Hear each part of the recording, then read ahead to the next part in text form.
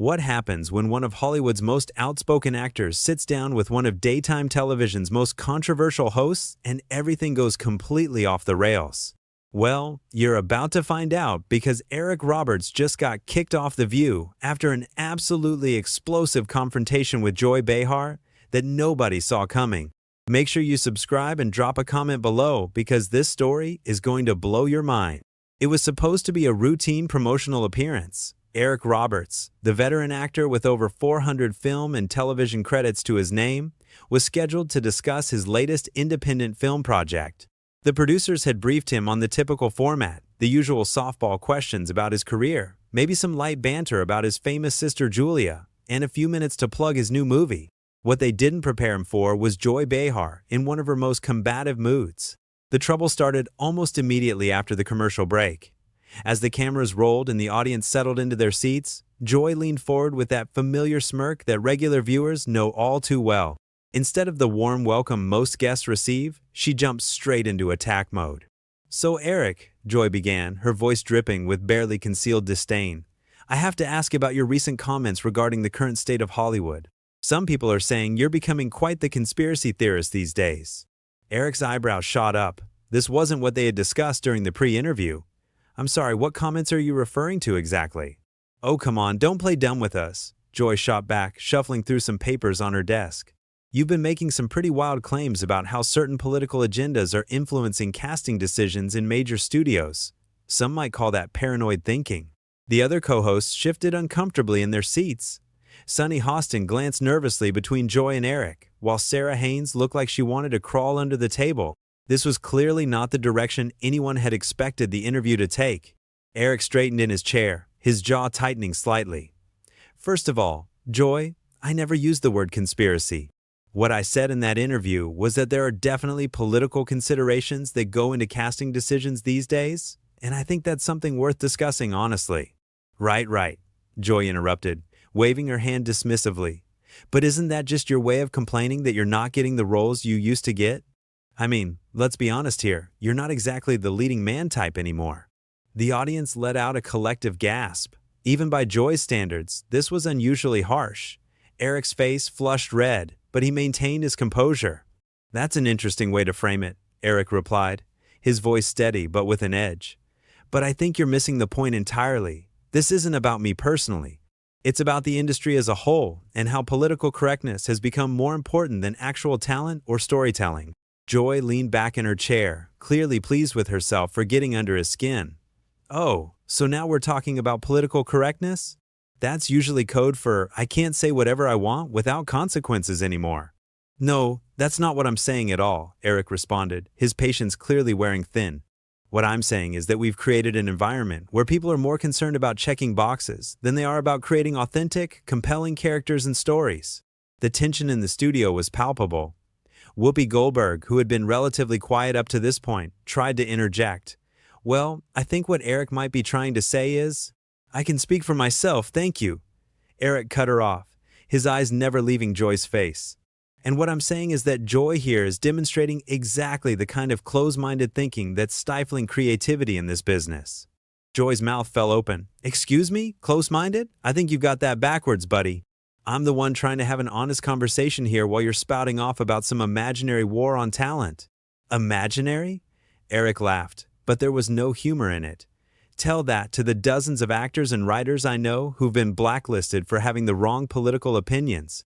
Tell that to the screenwriters who've had their projects shelved because they didn't include enough diversity quotas."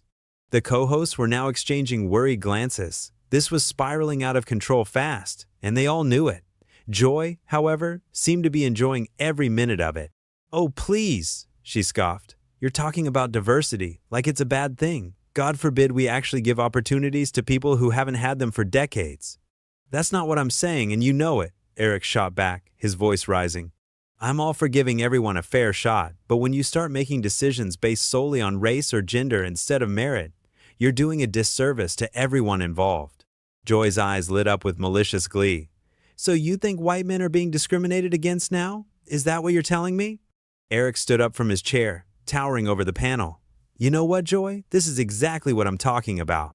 Instead of actually listening to what I'm saying, you're twisting my words and putting labels on me."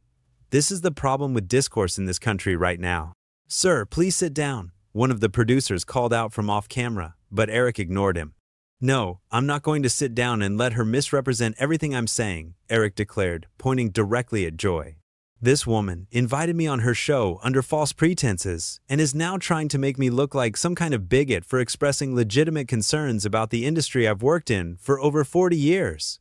Joy was practically glowing with satisfaction. "Well, if the shoe fits—" "Don't you dare," Eric interrupted, his voice like thunder. "Don't you dare try to paint me as something I'm not. I've worked with people of every race, religion, and background you can imagine, and I've never judged anyone by anything other than their talent and professionalism."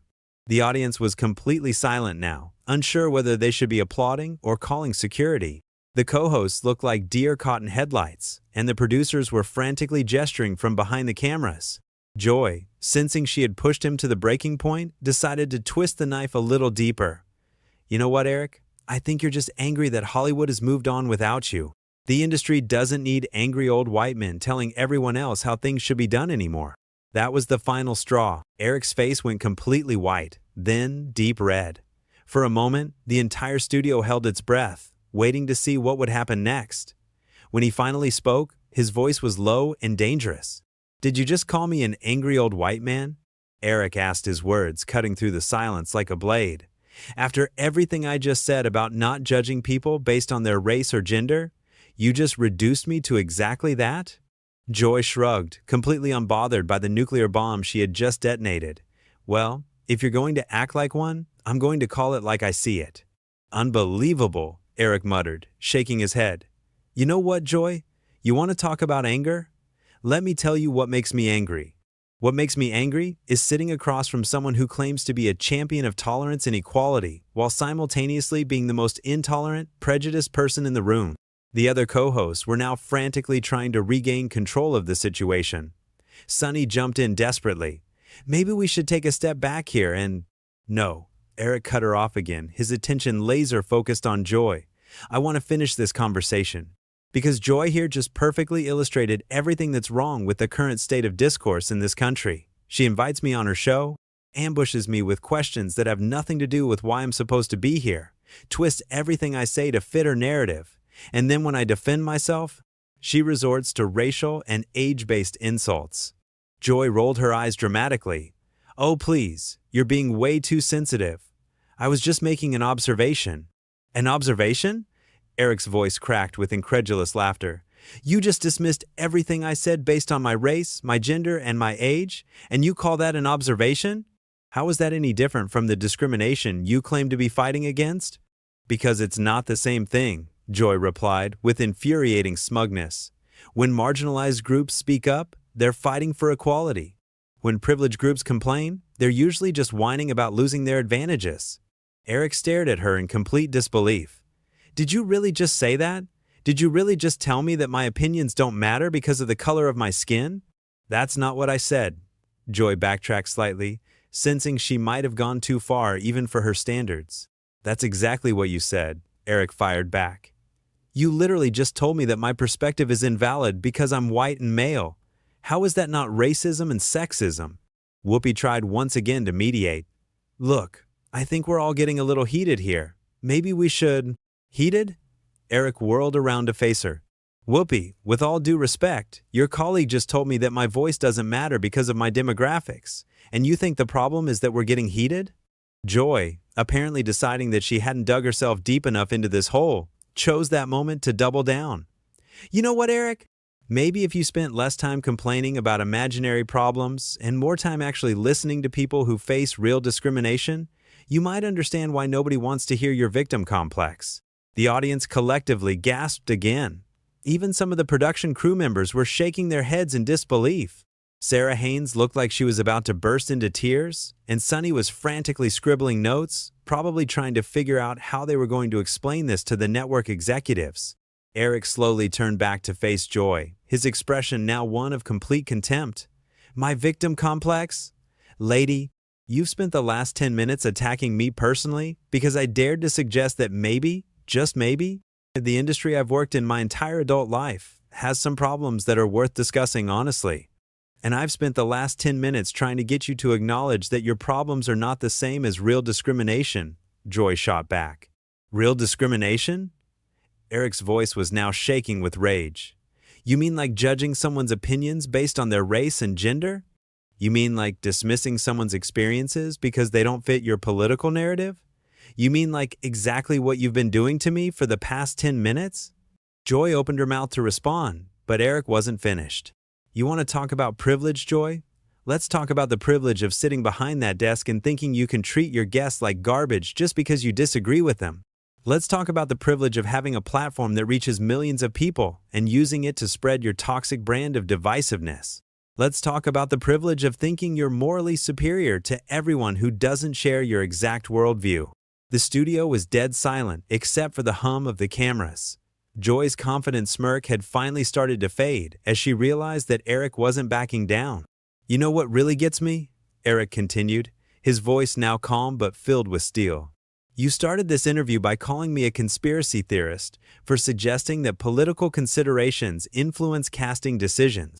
But what you've proven here today is that you can't even have a civil conversation with someone without immediately resorting to political attacks and personal insults. Joy tried to regain her composure. Look, Eric, I think you're taking this way too personally. Too personally? Eric interrupted with a bitter laugh. Joy, you've spent the last 15 minutes personally attacking me based on my race, my age, my gender, and my career. How exactly am I supposed to take that? I was just trying to challenge your assumptions, Joy replied weakly. No, you weren't, Eric said firmly.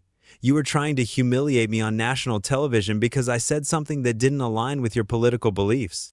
And when I pushed back, you resorted to the exact kind of discrimination you claimed to oppose. The tension in the room was so thick you could cut it with a knife.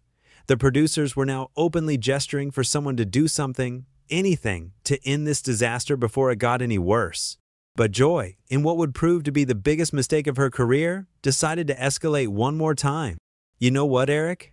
I think we've heard enough of your privileged whining for one day. Why don't you take your hurt feelings and your outdated opinions and— She never got to finish that sentence. Eric stood up so fast, his chair rolled backward and crashed into the wall behind him. His face was a mask of controlled fury as he pointed directly at Joy's face. Don't you ever, and I mean ever, speak to me like that again? He said, his voice deadly quiet. I came here as your guest, and you've treated me with nothing but disrespect and contempt from the moment I sat down.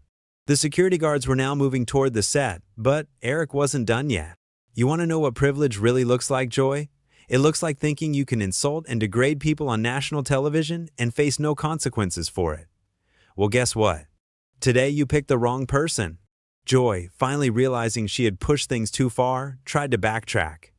Eric, maybe we should just— No, Eric cut her off one final time. We're done here. I wouldn't stay on this show for another second if you paid me. Eric began removing his microphone, his movements deliberate and controlled despite the rage burning in his eyes. The entire studio watched in stunned silence as he carefully unclipped the device from his shirt. Eric, please. Whoopi tried one last time to salvage the situation.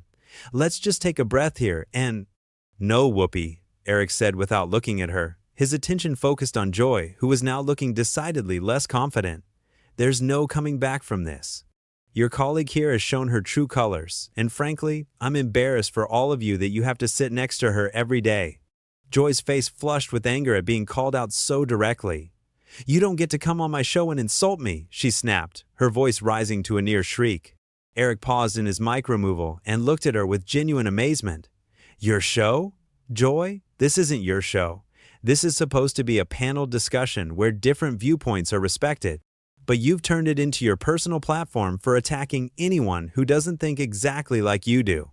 I was doing my job, Joy protested, but her voice lacked conviction. Your job? Eric laughed coldly. Your job is to interview guests, not to ambush them with personal attacks. Your job is to facilitate discussion, not to shut it down with insults and name-calling. Your job is to treat people with basic human decency, something you've completely failed to do today. The other co-hosts were now looking anywhere but at Joy or Eric. The audience was shifting uncomfortably in their seats, clearly sensing that they were witnessing something that was going to have serious consequences. Joy, perhaps realizing that her career might be on the line, made one last desperate attempt to regain control. You know what, Eric? If you can't handle a little pushback on your controversial opinions, maybe you shouldn't be doing interviews. That comment sealed her fate. Eric slowly placed his microphone on the table in front of him and turned to face Joy with a look of such complete disdain that she actually recoiled in her chair. "A little pushback?" he said, his voice barely above a whisper but somehow carrying to every corner of the studio. "Joy, you called me an angry old white man. You told me my opinions don't matter because of my race and gender. You accused me of having a victim complex for defending myself against your attacks. You've been nothing but hostile and disrespectful from the moment this interview started." He gestured toward the audience and cameras. "And you did all of this in front of millions of people, thinking that your position behind that desk gives you the right to treat your guests like garbage." Joy opened her mouth to respond, but Eric held up a hand to stop her. "I'm not finished," he said firmly. "You want to talk about controversial opinions? Here's one for you. I think you're a bully who hides behind the guise of social justice to justify your cruel behavior. I think you're exactly the kind of person who's destroying civil discourse in this country. And I think anyone who enables your behavior is just as much a part of the problem." The studio was so quiet you could hear a pin drop. Even the camera operators had stopped moving, afraid to make any noise that might break the tension. Eric turned to address the other co-hosts directly. "Ladies, I have nothing but respect for all of you. But I have to ask, how do you sit here day after day and watch this woman treat people this way? How do you justify being part of a show that claims to promote tolerance while hosting someone who's completely intolerant of anyone who disagrees with her?" Sunny started to speak, but Eric continued before she could get a word out. "Don't answer that. I already know. It's because speaking up would mean risking your own careers, and that's exactly how bullies like Joy maintain their power. They create an environment where everyone's too afraid to call them out on their behavior." Joy was now visibly shaking with rage. "You have no right to come on here and attack me like this?" Eric looked at her with something approaching pity. "Joy, everything I've said about you, I've supported with examples of your behavior from just the last 20 minutes. Everything you said about me was based on assumptions and prejudices. Do you really not see the difference?" He picked up his microphone from the table and handed it to a stunned production assistant. "You know what the most ironic part of all this is?" Eric continued, addressing Joy directly. "You started this interview by calling me a conspiracy theorist for suggesting that political agendas influence decision-making in Hollywood. But what you've demonstrated here today is exactly that kind of thinking. You couldn't separate the person from the politics. You couldn't have a rational discussion about ideas without making it personal." Eric began walking toward the edge of the set, but he wasn't done yet. "And the saddest part is that you probably think you won something here today. You probably think you put me in my place. But what you really did was prove every point I was trying to make about the toxic state of discourse in this industry and in this country." Joy, apparently unable to help herself, made one final, catastrophic mistake. "Well, don't let the door hit you on the way out," she called after him, her voice dripping with sarcasm. Eric stopped dead in his tracks. The entire studio seemed to hold its breath as he slowly turned around to face her one last time. "You know what, Joy?" he said, his voice now carrying a tone of finality. "I've been in this business for over 40 years. I've worked with some of the most difficult, demanding, and temperamental people in Hollywood. But I have never, in all my years in this industry, encountered anyone as unprofessional, disrespectful, and downright cruel as you've been today." He gestured toward the cameras. "And the beautiful thing is, it's all been recorded. Everyone watching this can see exactly who you really are when you think you have the power to destroy someone. They can see how you treat people when you disagree with them. They can see what your version of tolerance and inclusion actually looks like." Eric started walking toward the exit again, but called back over his shoulder. "Good luck explaining this one to your network executives, Joy. Something tells me they're not going to be too happy about losing sponsors over your little power trip." And with that, Eric Roberts walked off the set of The View, leaving behind a stunned audience, mortified co-hosts, and one very nervous Joy Behar, who was just beginning to realize the magnitude of what she had done. The cameras kept rolling for several more seconds, capturing Joy's face as the reality of the situation began to sink in. Her smug confidence had completely evaporated, replaced by a look of dawning horror as she realized that she had just destroyed her own career on live television. The producers finally called for a commercial break, but the damage was already done. In the span of 25 minutes, Joy Behar had managed to turn what should have been a routine promotional interview into a career-ending disaster, all because she couldn't resist the urge to attack a guest who dared to express an opinion she didn't like. So there you have it, the complete breakdown of how Eric Roberts got kicked off The View after Joy Behar's hostile behavior finally pushed him too far. This is exactly why so many people are fed up with the current state of media and political discourse. When you can't even have a civil conversation without personal attacks and character assassination, you know something is seriously wrong. What do you think? Was Eric right to walk off, or should he have stayed and tried to work things out? Drop your thoughts in the comments below, and make sure you subscribe for more stories like this, because trust me, this is just the tip of the iceberg when it comes to behind-the-scenes drama in Hollywood and the media world.